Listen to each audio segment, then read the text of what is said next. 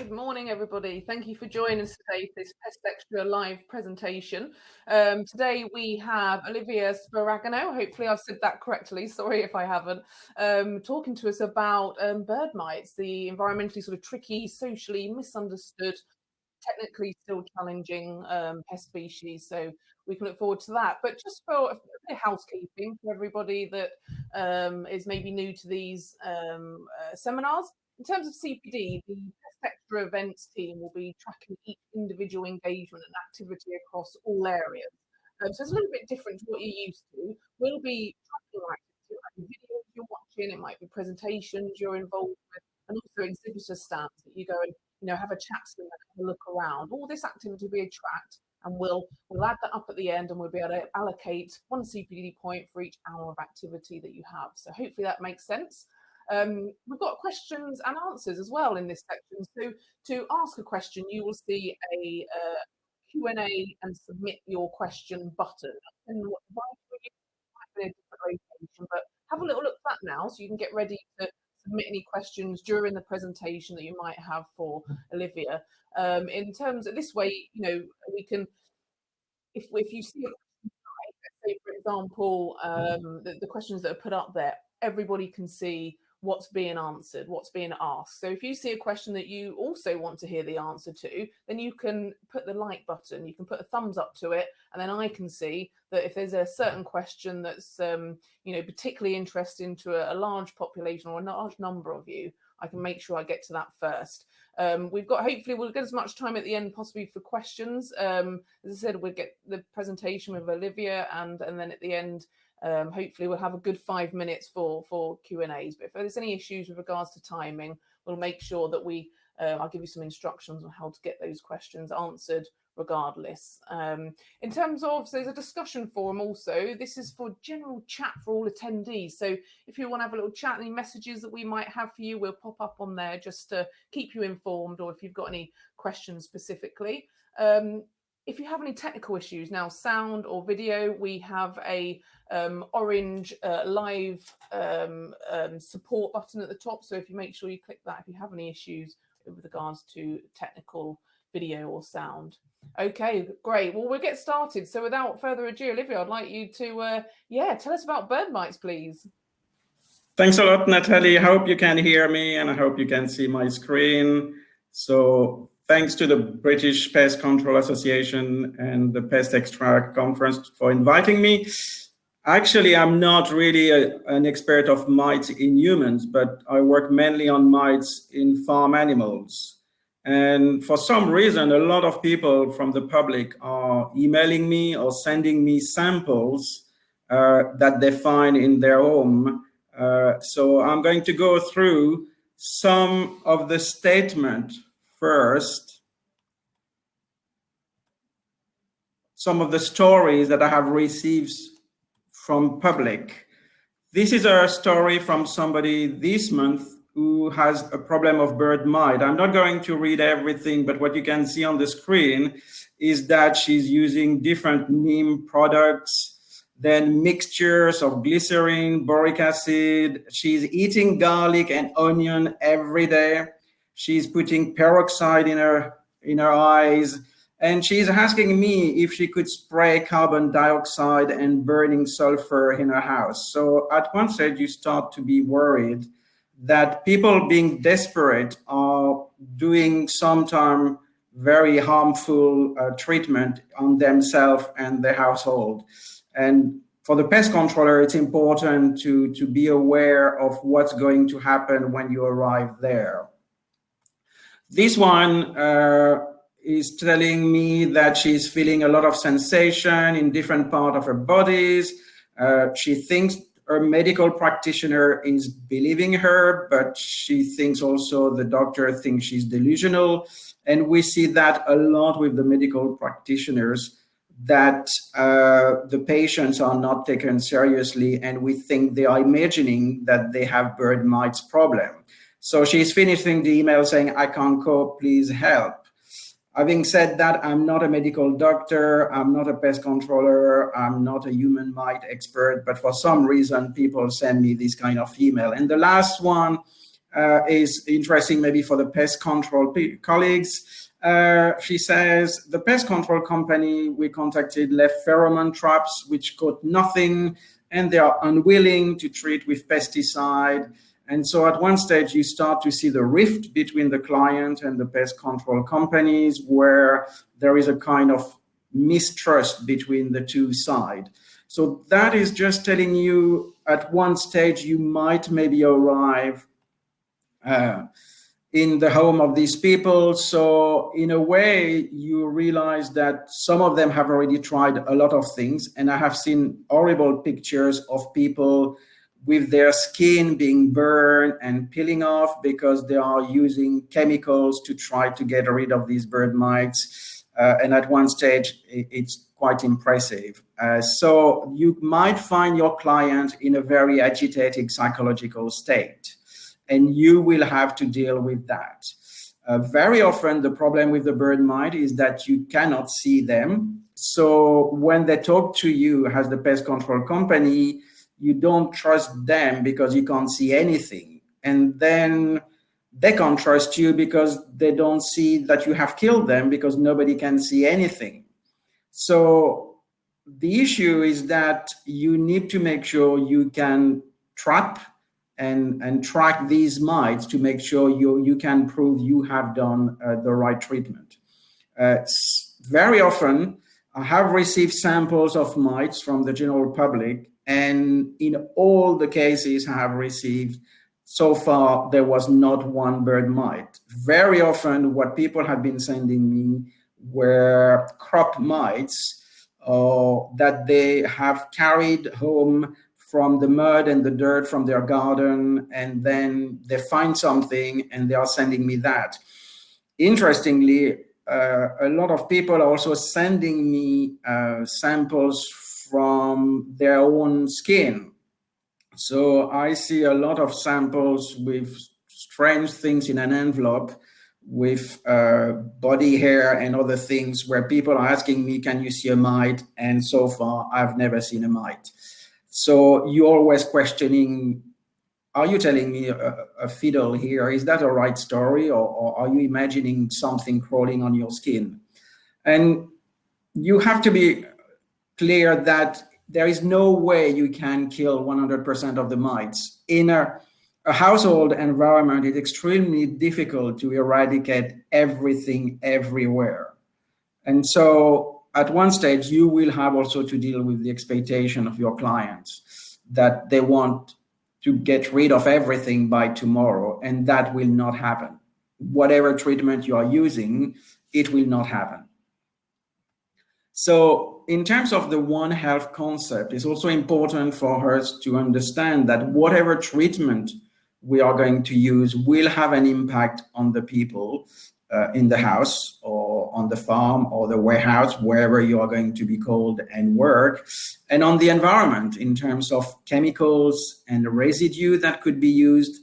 And so we need also to be clear that killing the mites might have also some implication on the health of the people and the quality of their environment, considering that they might also use their own treatment without telling you. That could also sometimes torpedo your own treatment because they are using different things that are not compatible with your treatment.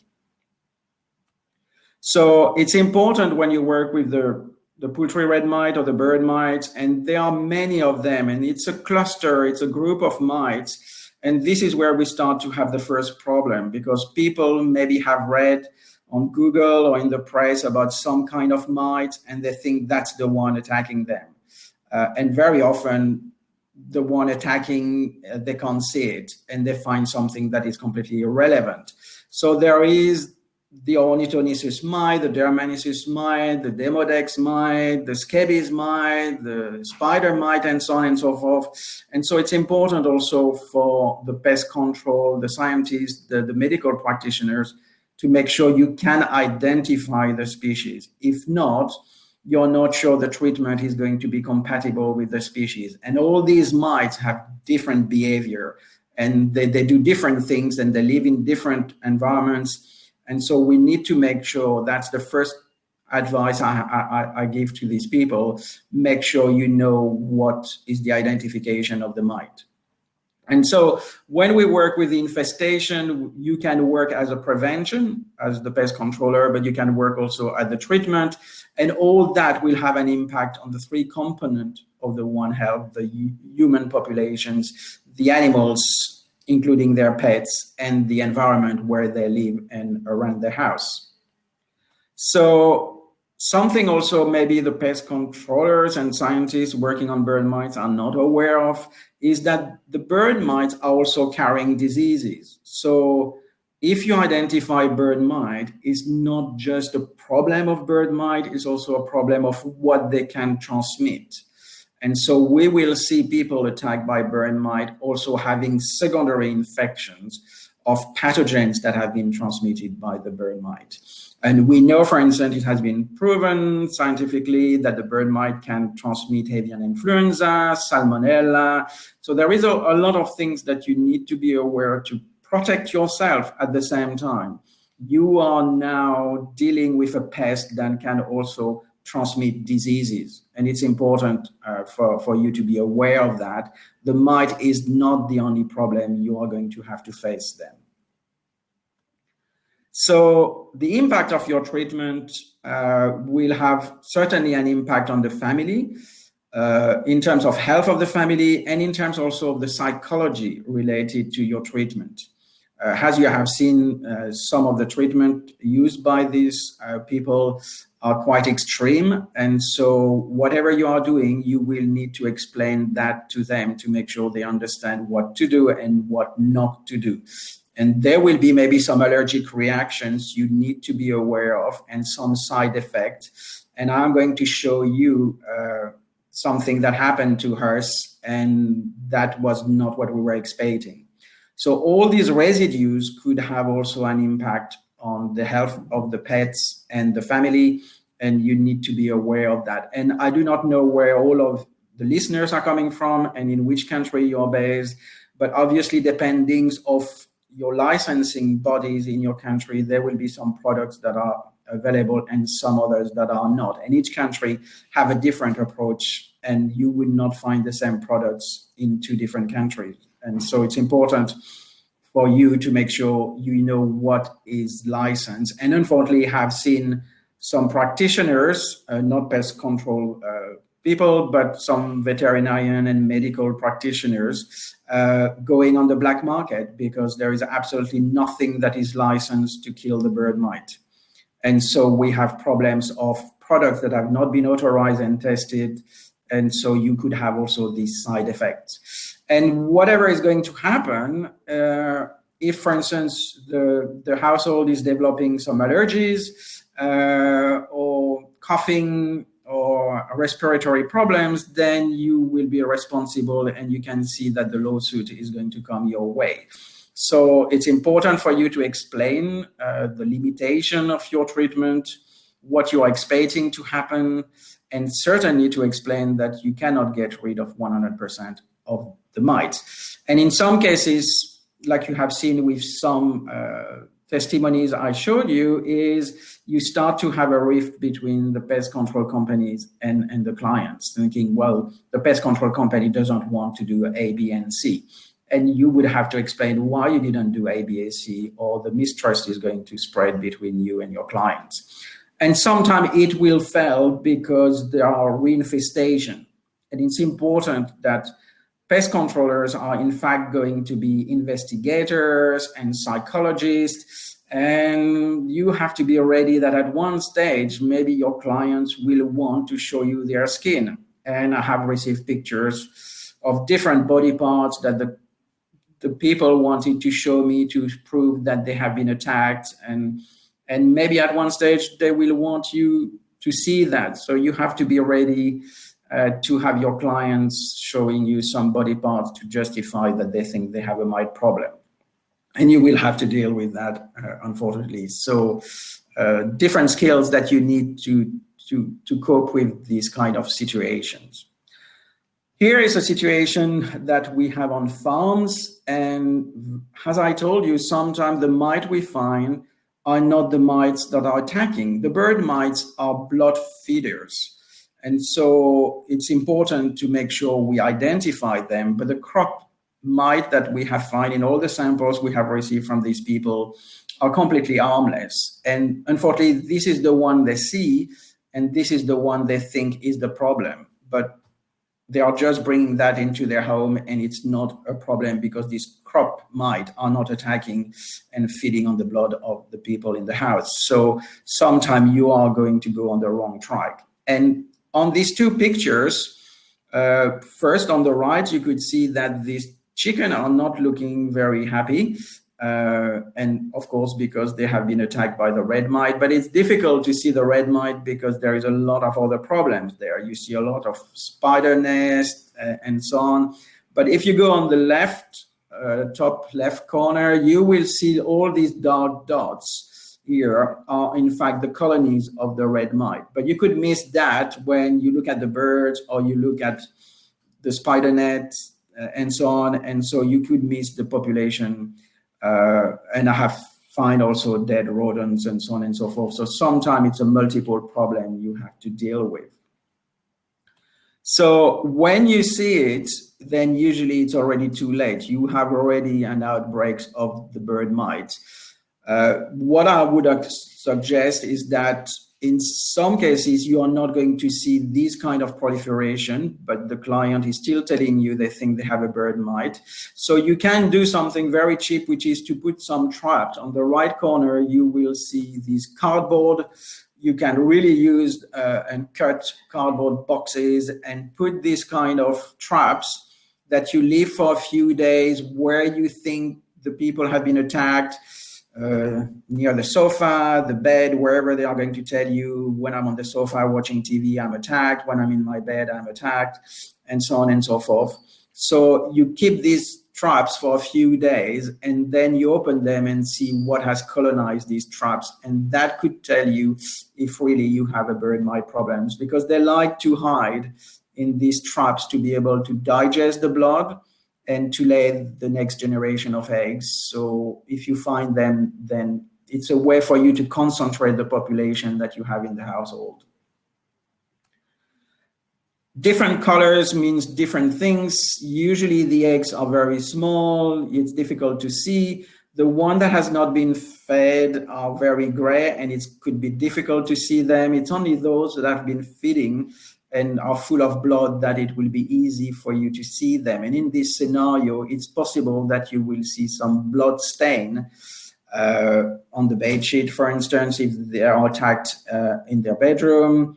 So you need also to pick these kind of clues if you find traces of blood spots somewhere in the household. And very often what the companies do not understand is the life cycle will tell you when you need to treat and how to attack them. And with the bird mite, and in the middle you have a chicken, but it could be you as the pest controller, or it could be your client, or it could be the pet. In the middle, we know that all the stages are not attacking and do not need to feed on blood.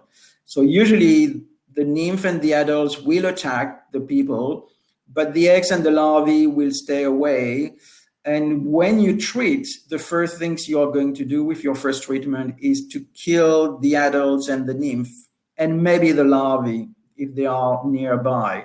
But the eggs being protected, you are not going to kill them. And this is what we need absolutely to have two treatments. Like when you do egg lice for your children, then you have to do two treatments. The first treatment, kill the adults and the mature stages. And the second treatment is, the timing is very key.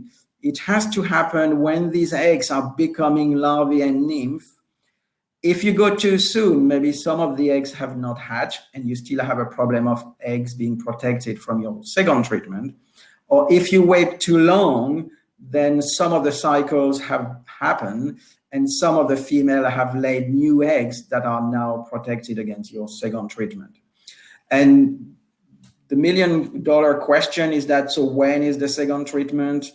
And if I knew the answer, then I will be a rich man. But the problem is that depending of the environmental condition, the temperature Obviously, if you are doing that in Sweden, outside, or if you do that in the middle of Africa, the temperature and the humidity is going to be different. And so the life cycle is going to move at a different pace.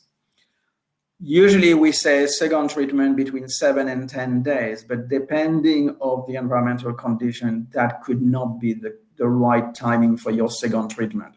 So it's a little bit of touch and go for you to try that and see if the second treatment have killed the eggs that are now hatched and are circulating in the household. So be aware that the mite will attack you. For them, there is no difference between the blood of the dog, of the client, or yourself. So you need to protect yourself. They will feed on your blood if they can. They will give pathogens if they can, and if they are infected. So in a way, you have a public health problems as well. And be aware that whatever you are going to do will have repercussions on the One Health system of the humans, the environment, and the animals. And so be aware that some products are going to have counter effects that I'm going to mention to you. So this is a case we had in Italy, for instance, and you can see the child has been attacked. There is a lot of dots on the skin. The mites have been found. There was a window near one of the flat, and there was an empty bird nest here that was, in fact, when the birds left, the mites needed to find new blood, and so they invaded the house. And for the pest controller, obviously, you know that you have also to see what is inside the household, but what is also outside. And could the mite come from an adjacent flat, a garden, or a different property? Or is there some pigeons nesting under the roof, in the gutter, and so on and so forth? And they will bring the mites, and they will crawl through windows and cracks from the walls and will start to invade and attack the people. So very often people are going to ask, so what kind of treatment? Is it better to use the chemicals, the acaricide, or is it better to use natural products? And some countries will prevent you from using chemicals. So depending, again, where you live, that is up to you to find what is available in your country. So we have been working a lot with these essential oils or natural products, and human thinks they are the top of the chain, but in fact, we are just learning from other animals. And we know a lot of birds will put plants and flowers and leaves in their nest because they find that they have been able to repel some of the pest. And so we are learning from them by checking what birds are putting in their nest that sometimes give us clues of what kind of products could be interesting in a more natural way. And we have been working with a lot of essential oils and plant products. And we were lucky to have the government, where I worked before in UK, interested. It was clear that the treatment had to kill the mite, but not to kill the butterflies, the bees, and so on and so forth. So we had to work on that. And at one stage, we find 2 essential oils killing the mite, but not killing the beetles, the shrimp, the beetles, and the bees, and so on. So we were happy with that. And we started to spread these 2 essential oils in small pilot in the field in chicken huts. And the 2 products killed the bird mites, but one of them unfortunately killed the chickens. And that was a huge setback. We were not expected that these products that had killed the mites, but not the shrimp, not the beetle, not the other arthropods, would also kill the chickens. You can imagine that if you were doing that in a household and you kill the bird mite and you kill your client, then that's the end of your career. And I thought that could be the end of mine when we started to kill the chickens, because I thought, why not the farmer? And then that's the lawsuit. And so it was important to understand that, in fact, some treatments can jump between species. And we know that there was a link between the chicken and the mites that were sharing the same kind of nervous system organization. And this essential oil was acting on the nervous system of the mite and the nervous system of the chicken. So don't think de facto that an essential oil, a natural product, is safer, because in this scenario, we kill the chickens that we would not have killed with some of the chemicals. So when you have all that in mind, you have to do an holistic approach of the way you are going to do. And if I could give some tips and advice to the pest controllers and scientists and the practitioner, is to work with a range of people that will bring different expertise. It is important for the pest controller, for instance, to work with colleagues who know how to identify these pests.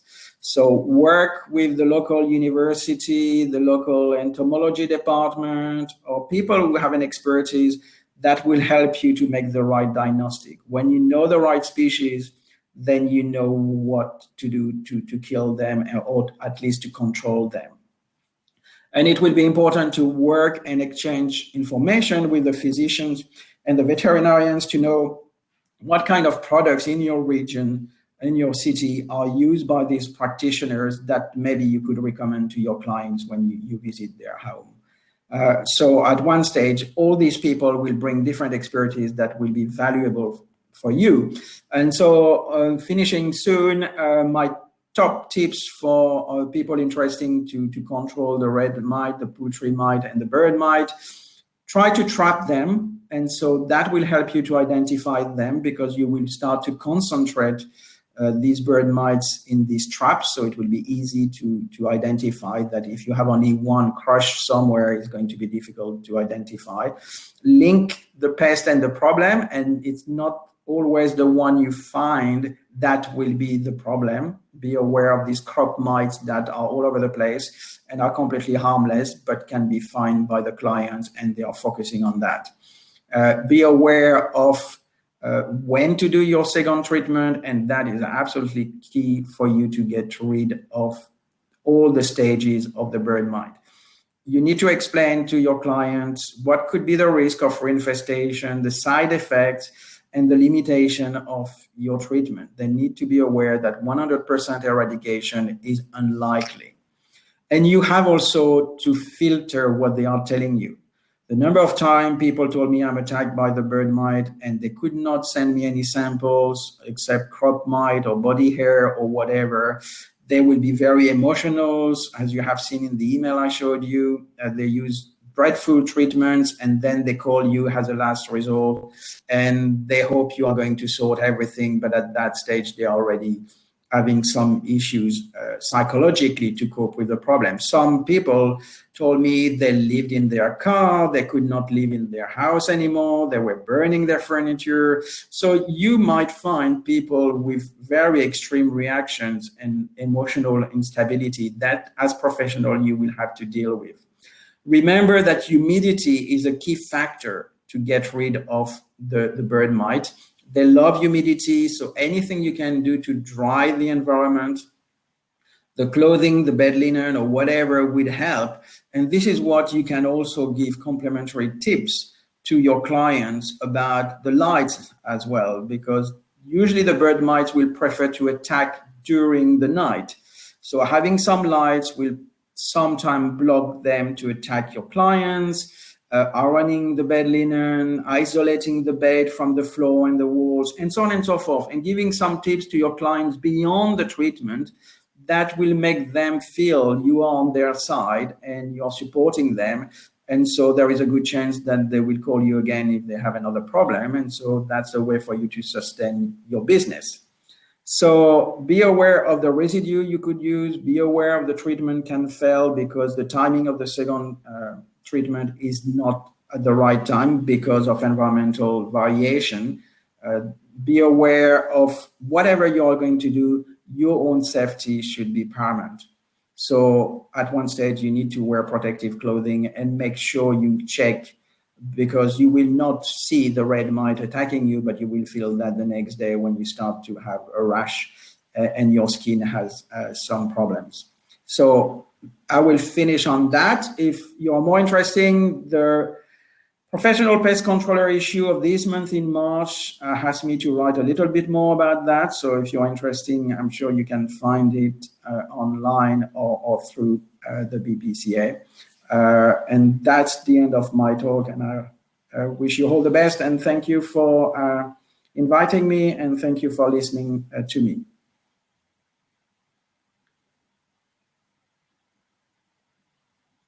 Traumatic experience that the customer has, and that's so true, isn't it? We've really got to take that into consideration. That's a good point.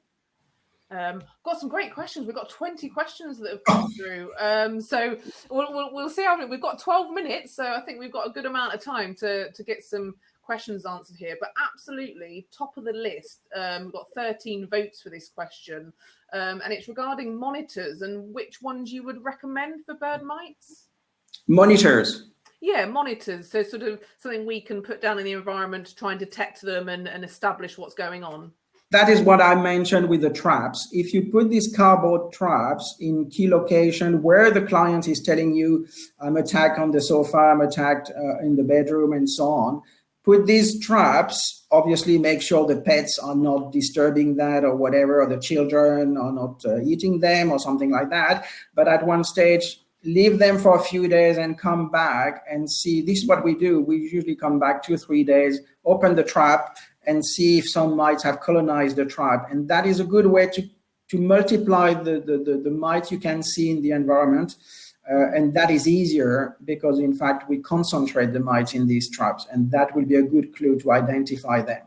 Yeah, absolutely. So it's sort of a passive trap, isn't it? It's there in the environment and just it's not necessarily going to attract them, but it's going to no anything that's there.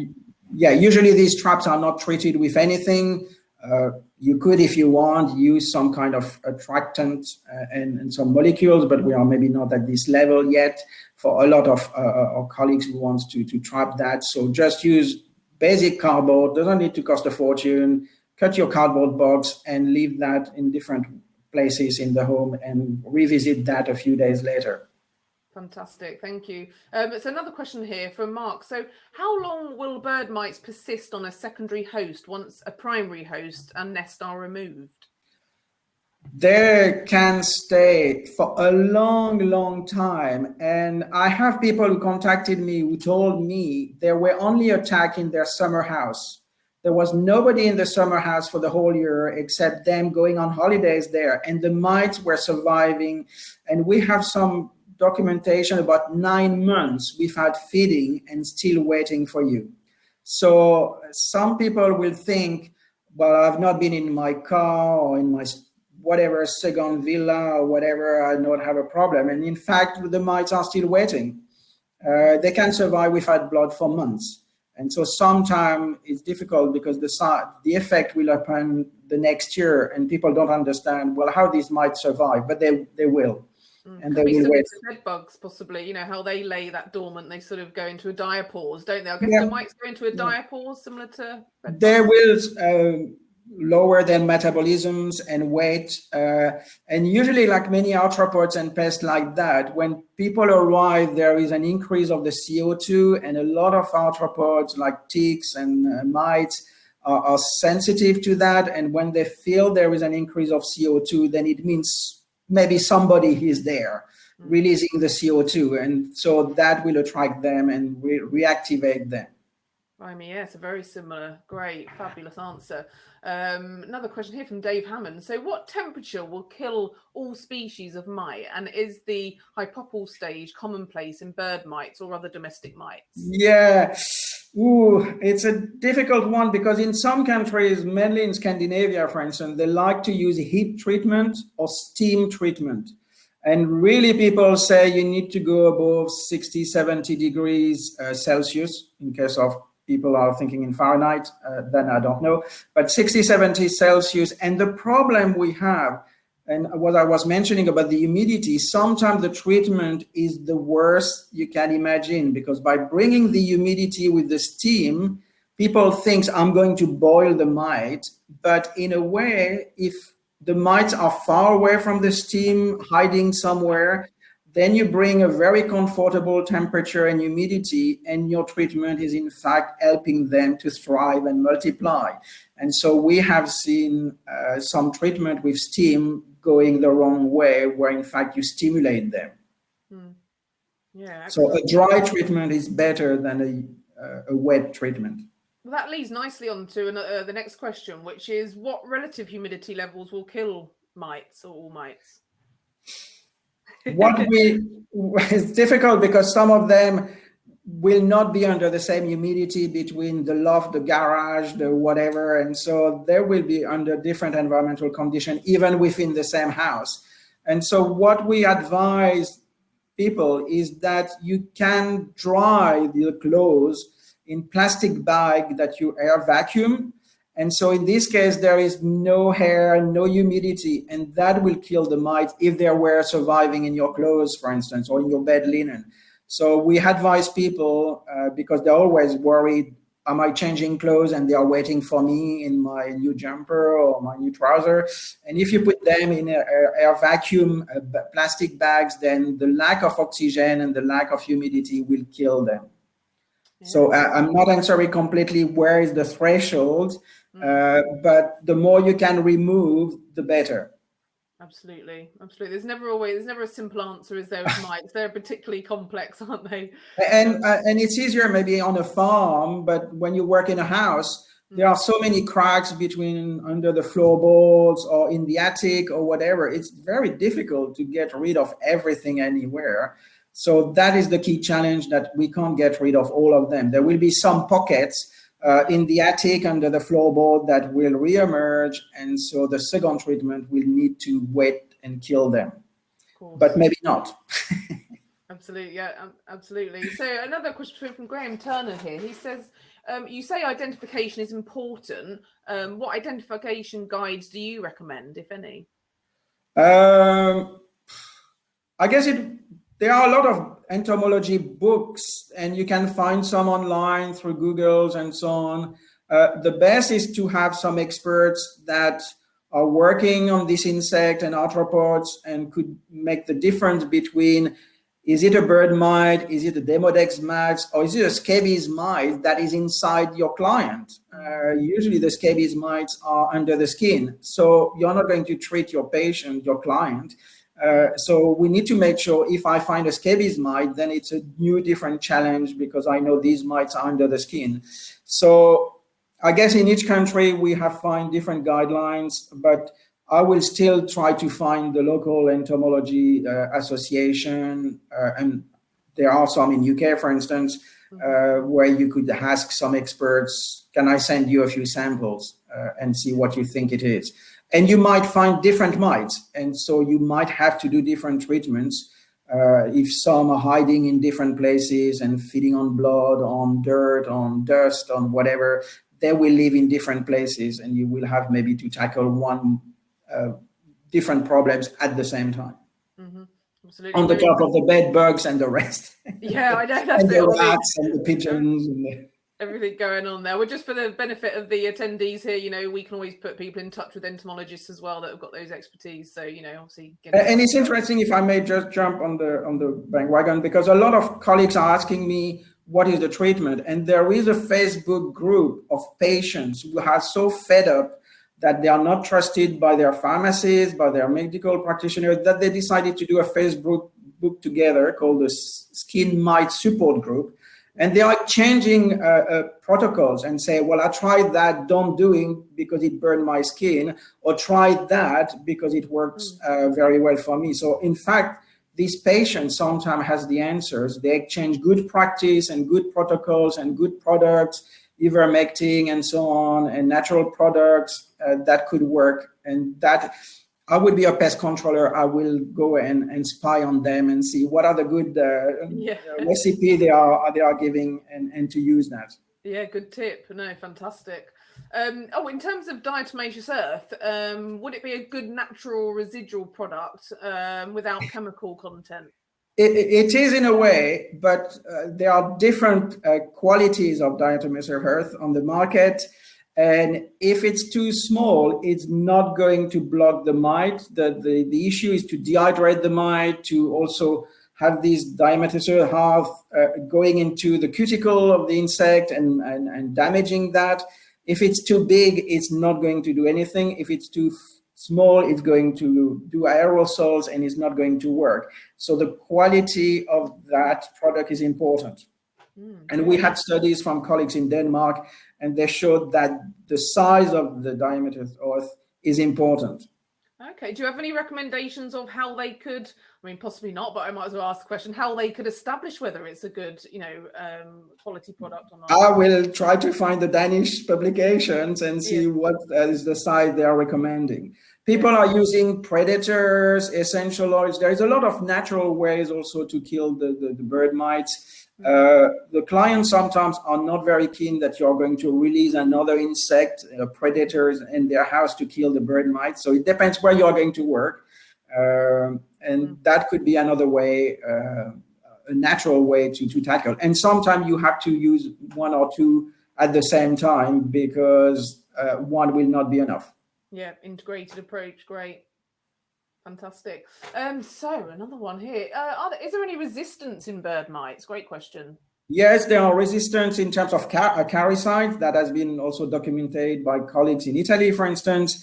And very often, and that could happen in the household, is that when you're treating, the bird mites will not be in contact with the same concentration depending where they are in the house. So if you treat the floor, maybe those on the floor will receive the full dose, but those under the floorboard maybe will receive a different dose because they are not going to be exposed to the same concentration. And those that are exposed to a very low concentration start to develop a resistance because that's fine. This low concentration of product is fine with me. I start to multiply because the others have died because they got the full dose. And so little by little, you start to multiply the population of those that can cope with the dose. And what we see also is that the clients sometimes try to dilute the treatment to save money. And that is the worst options because instead of using the full dose that will kill the mite, they think by diluting that will last longer when in fact you help the resistance to develop by exposing them to low concentrations. Absolutely. So yes, there are resistance now. Great. Yes, that lethal dose is the most important, isn't it? Absolutely. Yeah. Great. So Brian Kavanagh here. Can the Cymax be used on bird mites? So are you familiar with the Cymax Eradicator? I think it's a brand name. We don't normally mention brand names, but there's a specific question about it. It's like it looks like a steam cleaner. It's for bed bugs. They use it as a heat source, but it does have an element of humidity there to it. Yeah, no, I don't know this product in particular, but once again, the steam is the double sword that could create a problem. You bring the humidity and the right temperature. So we do that on farms because it's easier to steam a wall. To steam a sofa with cracks and crevices is more difficult. And my worry is that in fact, some mites will have exactly the right temperature and the right humidity you bring with your steam, and that will help them to survive and multiply. And your client is going to tell you, now I have more mite after your treatment than before. So we have to be aware of these parameters that could help to develop the mite. It's not the way to go necessarily then. Absolutely. Stick to the bed bugs with that one. Okay, so Ian here says, will the mites or eggs survive freezing? The eggs could, not the mites. Usually they will survive a long time in the fridge, for instance. We have done that at 4 degrees, but at freezing temperature, we will kill the adults, but not the eggs. And the eggs are really a problem for the second treatment because we need to catch them when they emerge from the eggs.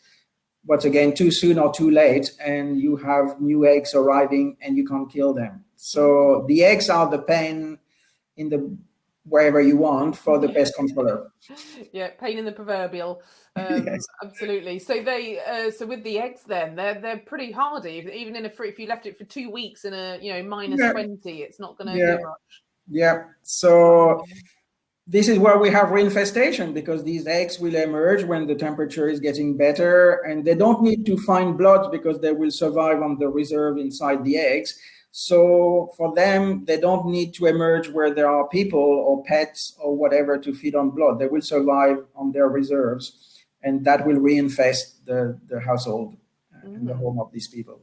Yeah, blimey. Worrying, isn't it? Yes, challenge. Challenge. Yeah. Good luck. Okay. Yeah, that's it. That's it. We've got, how long have we got left? So I think that must be time for our questions now. I wanted to get as many as we could in. So I really, really appreciate that, Olivier. That was fantastic presentation. There's so many more questions, but just to note to the attendees, if you've got some questions we didn't get to, make a note of them, pop them over in an email to us, and hopefully we can get you to answer them at some point. But great. Have a wonderful rest of the day, and everyone, please remember to visit the exhibitor stands, and if you can, the BPCA stand as well. Okay. Thank you very All much. the best. Take care. Thank you. Bye-bye.